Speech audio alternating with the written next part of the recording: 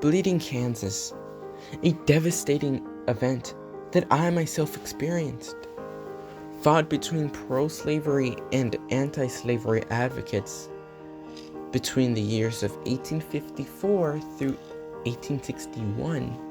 They fought over the control over the new territory of Kansas.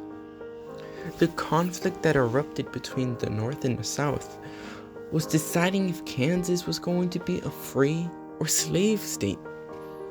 However, the decision was up to the people, since the Kansas-Nebraska Act called for popular sovereignty.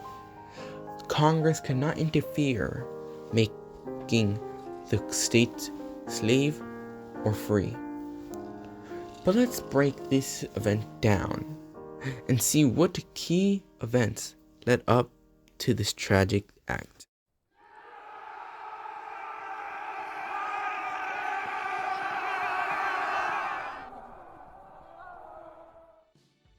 It's the year 1856.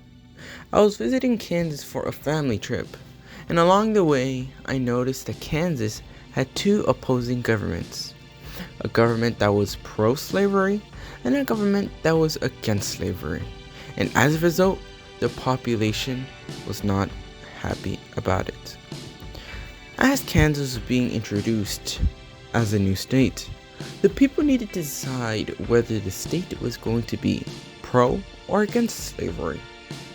And since Missouri was Kansas' neighbor, pro-slavery legislators arrived to vote on Kansas being a slave state. However, the North sent its anti-slavery advocates to vote on making Kansas a free state. And I'm here thinking that Kansas was a state to find peace. Instead, I found the controversy over slavery affecting everyone. And to make matters worse, in April 1856, a Congressional committee arrived in Kansas to decide which of the governments was legitimate. Although they believed that pro-slavery legislators were unfair, the federal government disagreed, and it caused massive chaos.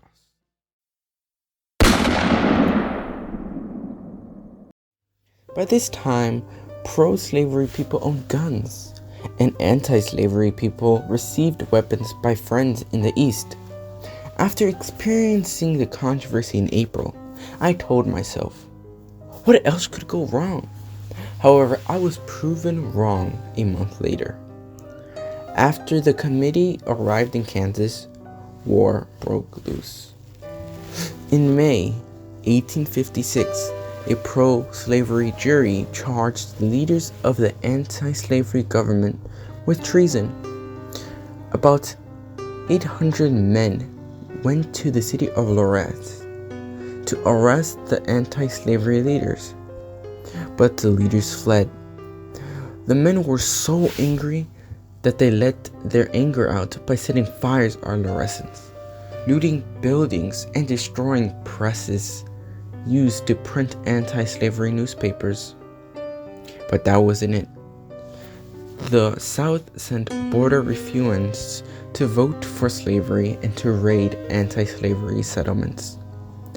After hearing this news, John Brown, an abolitionist from New England, was furious with the horrible things that occurred in Loretans.